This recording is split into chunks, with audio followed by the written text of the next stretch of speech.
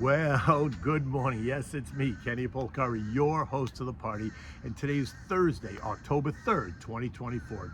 Look at the day behind me. It is just another spectacular day here in South Florida. So, welcome home. Anyway, here are the things that you need to know to get your day started.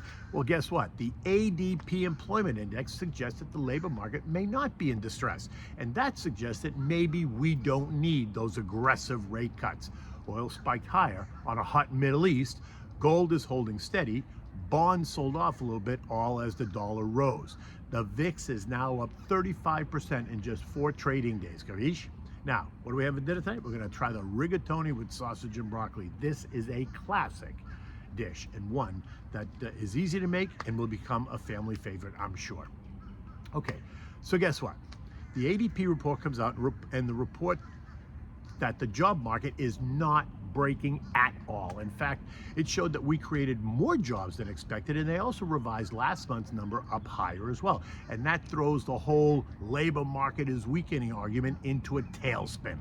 The dollar strengthened on the back of this news, rising by 0.5% on the idea that we won't be getting as many of or any more of those rate cuts versus the 50 basis point rate cuts that they continue to float. Bonds sold off on that news as well, all while stocks struggled to find their way, even as the Middle East appears to be ready to boil over.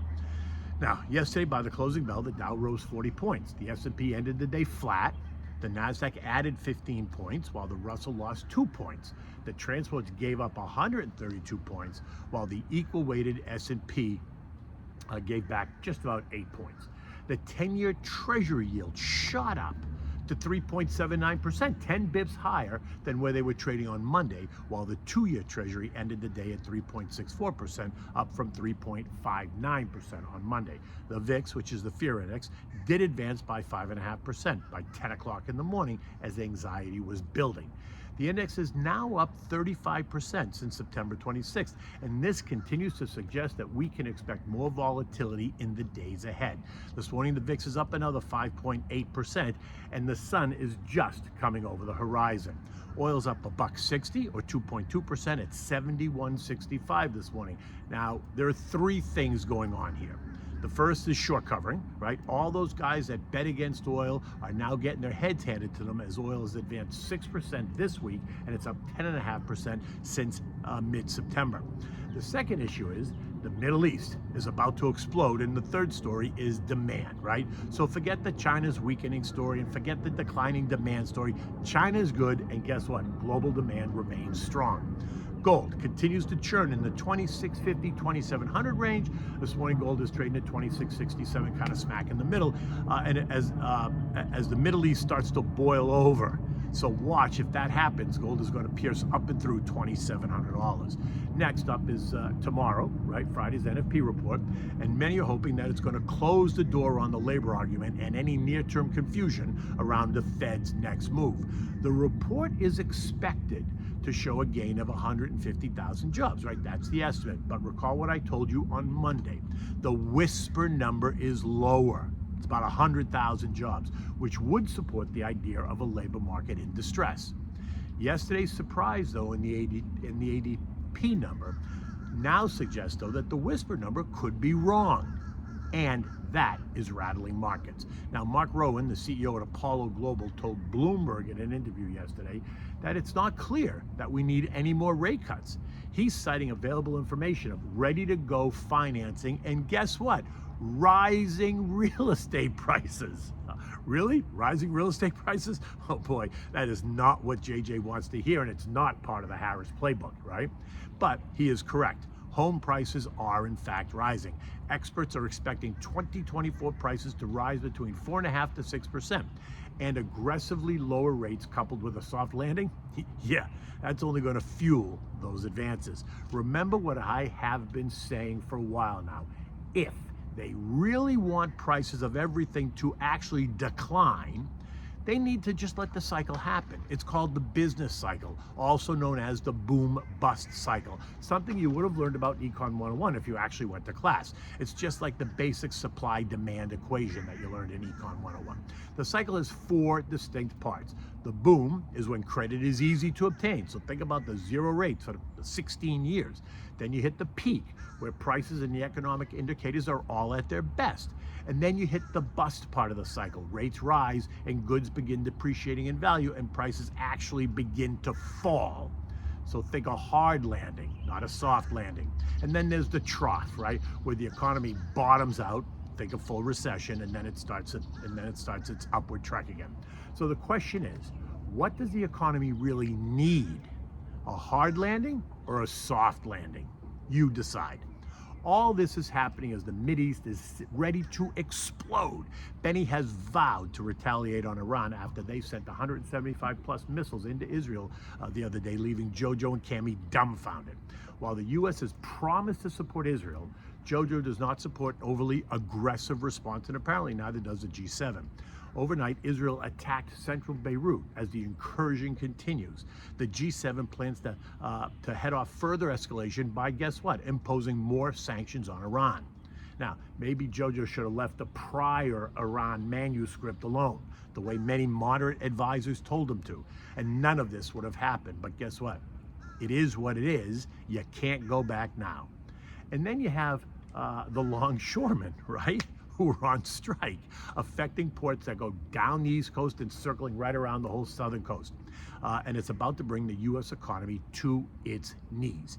Every day that they are on strike, it is equal to 5 days of recuperation. So it's been 3 full days that they're out on strike. So even if they went back to work this morning, the disruption in trade would take 15 days to fix. And guess what? They're nowhere near resolving this issue. So just think about that just for one moment. And as if that's not enough, North Carolina is a disaster and FEMA is nowhere to be found. Harris went down there yesterday and she offered $750 to anyone needing immediate assistance. Is it me? I don't know. And the presidential election, well, that has now entered its final stage. So there's a lot going on, and there's a lot for markets and investors to digest. This morning, U.S. futures are pointing lower. You can't be surprised at all, right? And the media is suggesting that futures are lower ahead of tomorrow's report. Really? You think that what's causing all this angst is tomorrow's NFP report? Okay, you run with that. At 5:30 this morning, Dow futures were down 150 points. S&Ps were down 20. NASDAQ was lower by 90, and the Russell's off by 13 points. Eco data today includes the S&P and ISM services PMIs, and as discussed earlier this week, they are expected to remain in expansionary territory. We're also going to get factory orders up 0.1%, durable goods orders, which are flat, and capital goods ordered and capital goods shipped. Right? Eurozone markets are lower as well. France is in the lead, down 0.9. Germany, Italy, and the Eurostock are all down 0.7. Spain is flat, which is a win, I guess, right? The UK, which is not officially part of the Eurozone, is ahead by 0.2%. The issue? Can you say the Middle East and the rising tension as the world waits for what happens next?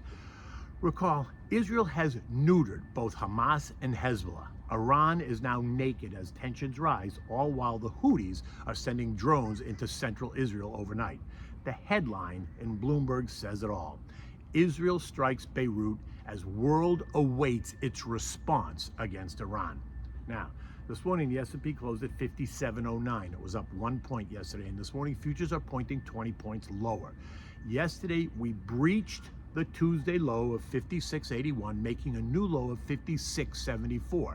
That now becomes the new level to watch. If we break that, then it further confirms that we're going to see the S&P probably test down to the 56.20-ish range. Remember, nobody should be surprised at this action. We've been discussing this since August.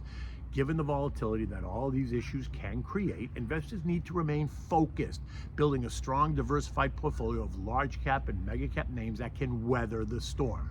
Now, SMIDs, right, the small and mid caps, are fine as well, but make sure they are an appropriate weighting based on the economic cycle in your portfolio. In the end, I still expect the markets to retreat 8 to 10%. I think that's good, actually, right? It's going to shake the branches a little bit and see who falls out. That's never a bad thing, right? And by the way, it's also part of the regular cycle. It's important to understand the risks facing both the markets and the economy to effectively navigate the investment environment. Successful investing, again, is a marathon, not a sprint. Think of the Aesop's fable, the tortoise and the hare. And even bouts of intense volatility are unlikely to alter a diversified approach set up to meet your long-term investment goals. Listen, give me a call, discuss. You can go to my written piece. There's a link in there. Click on the link, put KP in the link, and I will certainly call you back to discuss markets, investing, portfolio review, whatever you want. Okay. So this is a classic dish. It is one of my favorites, and it doesn't really take that long today. It's rigatoni, because you need a nice big kind of fat pasta for this. So it's rigatoni with grilled sweet sausage and broccoli, right? It's simple, it's hearty, and it's delicious. Now for this you need Italian sweet sausage. Now you can use hot sausage if you want. I prefer sweet. You need broccoli, you need a big large yellow onion, garlic, olive oil, chicken stock, and grated Parmigiano cheese. Bring a pot of salted water to a boil, put it on the back burner, leave it there till you're ready. Light the grill so it gets nice and hot. Now, while that's all heating up, saute some crushed garlic in the olive oil in a large pan. When it's golden, you're going to add in the sliced onion. Saute that around until it's soft and translucent. 5 to 8 minutes, not a big deal. Then add the broccoli head, season with salt and pepper, turn the heat down to medium-low, and then cover it, stirring occasionally, right? Next, place a sausage on the grill and cook that, turning the sausage so you don't burn it on any one side. Once it's cooked, remove the sausages and place them on a cutting board. Let them just rest there for 3 to 5 minutes or so. Then slice the sausage into bite-sized pieces and add it to the broccoli and garlic on the stove. Take the top off now and just put it all together and mix it all up. Now add in also 1 cup of chicken stock, season it, and then just continue to let it simmer. Boil your pasta for 8 to 10 minutes, so you want to keep it al dente. Strain it, always keeping a mug full of the pasta water in reserve. Now take the pasta, add it to the big saute pan with the sausage and broccoli. Add back about 1/4 of the cup of water, toss it, let it absorb the water, and let it all get all nice and delicious. And then add 2 handfuls of grated Parmigiano cheese, and then mix it really well, and it gets like this creaminess. It's delicious. Serve it immediately in warm bowls. You can add this with toasted garlic bread. Complement that with a nice glass of white wine. Chilled white wine is always good. And always have extra grated cheese on your table for your guests. Okay, so there you go for today. You can see, the day is just beginning. It is, as I look around, the sky is blue over here. There are some dark clouds over there. Not really sure what the day's going to bring. But in any event, until tomorrow, take good care.